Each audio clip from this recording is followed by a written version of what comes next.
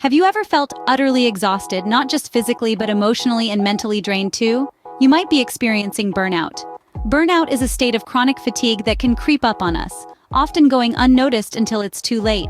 It's a silent predator that slowly eats away at our productivity, our passion, and our overall well-being. But it doesn't have to be this way. Recognizing the signs and symptoms of burnout early on can be a powerful tool in managing its impact. So, what are these signs?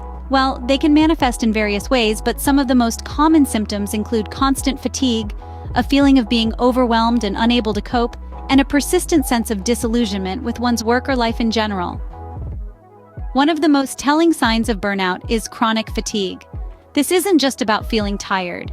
It's a deep, bone-weary exhaustion that permeates your life, leaving you feeling constantly run down and unable to recover no matter how much sleep you get. Another prominent sign is a decrease in productivity. This isn't about the occasional off day. We're talking about a consistent pattern where you struggle to concentrate, tasks seem to take longer than they should, and you're constantly playing catch-up. You may also find yourself becoming more cynical and detached. You might start to feel like what you do doesn't matter, or you might struggle to find the motivation to get started on tasks. This sense of detachment can extend to relationships too, with feelings of isolation and disconnection becoming more prevalent. And finally, feelings of ineffectiveness can be a key sign of burnout. You might start questioning the value of your work or doubting your abilities, leading to a decrease in confidence and self-esteem. Recognizing these signs is the first step towards managing burnout. It's about understanding that burnout is not a personal failure or a sign of weakness, but a common experience that many of us face, often as a result of factors outside our control. So what can you do if you recognize these signs in yourself? Don't worry, that's what we're here for. Recognizing these signs is the first step towards managing burnout. But what can you do next?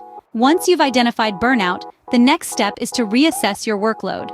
In the hustle and bustle of professional life, it's easy to find yourself swamped with tasks, struggling to keep up. But remember, you're human, not a machine. It's essential to set realistic goals and manage your workload effectively to prevent overload.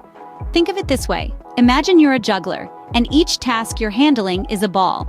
The more balls you try to keep in the air, the harder it gets, and the higher the chance you'll drop one. Or worse, all of them.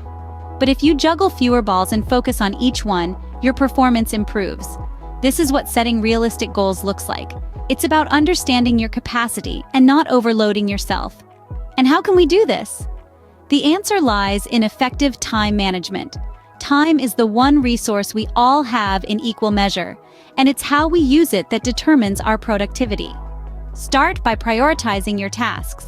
Not everything on your to-do list is of equal importance. Identify the tasks that align most with your objectives and focus on those.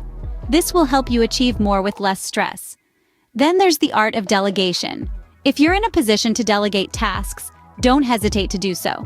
Spreading the workload can make a significant difference in managing stress and preventing burnout. And finally, the power of saying no. This might seem daunting, especially in a professional setting. But remember, saying no to overcommitment is actually saying yes to productivity and well-being. It's about creating boundaries and respecting your own time and energy. So the next time you're asked to take on an additional task that you know will tip your balance, muster the courage to say no.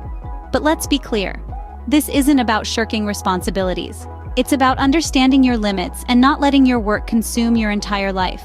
Remember, it's not about working harder, but working smarter. It's about managing your energy, focusing on what matters most, and ultimately, preserving your mental health. Because at the end of the day, you're not just a worker. You're a human being and your well-being matters. Now that you're managing your workload, it's time to turn inwards and nurture your mental health. When it comes to the fight against burnout, self-compassion is not just a tool, it's a fortress. It's an understanding that we all have limits and acknowledging that it's okay to not be okay sometimes. Self-compassion is about treating yourself with the same kindness and understanding that you would extend to a friend in distress. So, how do you cultivate this self-compassion? The first step is positive self-talk. Instead of falling into the trap of self-criticism and negativity, challenge those thoughts with kindness and understanding. If you find yourself thinking, "I'm not good enough," counteract that with, "I'm doing the best I can and that's enough." Mindfulness is another key component in nurturing self-compassion. It's about being present and fully engaged with whatever you're doing at the moment, free from judgment or distraction. Whether you're eating, working, or simply taking a walk, mindfulness encourages you to experience the moment fully, without the constant chatter of your thoughts. And then there's self-care. It's not just about bubble baths and chocolates, although they can certainly be part of it. Self-care is about taking time to do things that nourish your mind, body, and soul. It could be spending time in nature, reading a good book, or simply taking a few minutes to breathe deeply and relax. Remember, burnout doesn't happen overnight. It creeps up on us, often unnoticed until it has taken a significant toll. By cultivating self-compassion, you're not only defending against burnout, but also promoting a healthier, more balanced mental state. So, be gentle with yourself. Allow yourself to feel, to rest, to make mistakes, and to grow. Recognize your efforts and give yourself the grace to be human. Because your mental health is not just about surviving, it's about thriving. Being kind to yourself isn't a luxury, it's a necessity. Let's move on to some effective relaxation techniques that can help manage stress and reduce burnout. First on our list is deep breathing exercises. These are simple yet powerful tools that you can use at any time, any place. When you're feeling stressed, your breath tends to become short and shallow.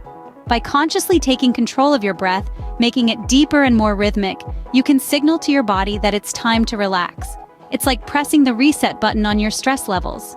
Next, we have mindfulness. This is the practice of being fully present in the moment, without judgment. It's about noticing your thoughts, feelings, and sensations as they arise, but not getting swept away by them. Mindfulness can be practiced in many ways, such as through meditation, mindful eating, or simply paying attention to your breath. Yoga is another excellent relaxation technique. It combines physical postures, breathing exercises, and meditation to promote a sense of calm and balance. Yoga can help to reduce stress, improve flexibility and strength, and enhance your sense of well-being. Regardless of which relaxation technique you choose, the key is to practice regularly. Like any skill, the more you do it, the better you get at it. So, try to incorporate these techniques into your daily routine. Also, remember that everyone is different. What works for one person might not work for another. So don't be afraid to experiment and find the relaxation technique that works best for you.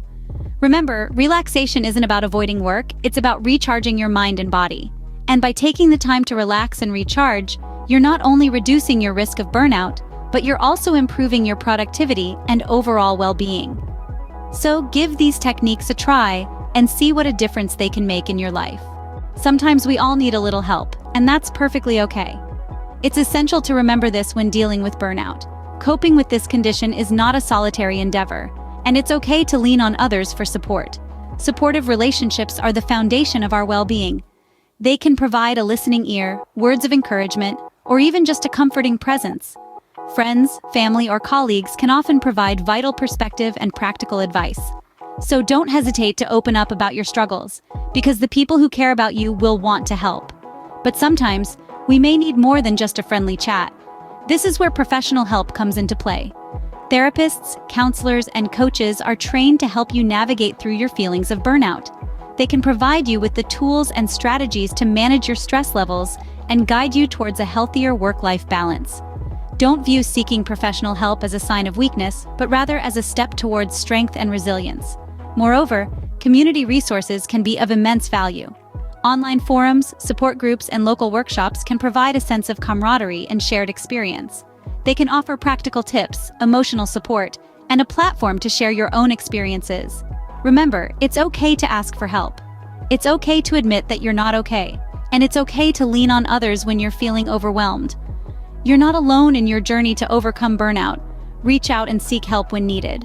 In conclusion, managing burnout involves recognizing the signs, managing your workload, practicing self-compassion, using relaxation techniques, and seeking help.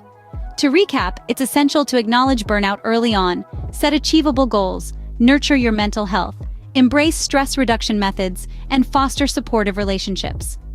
Mastering these strategies can significantly enhance your overall well-being. If you found this video helpful, please give it a thumbs up, share with others who might need it, and don't forget to subscribe to MSJ Wellbeing for more content like this. Remember, your well-being matters.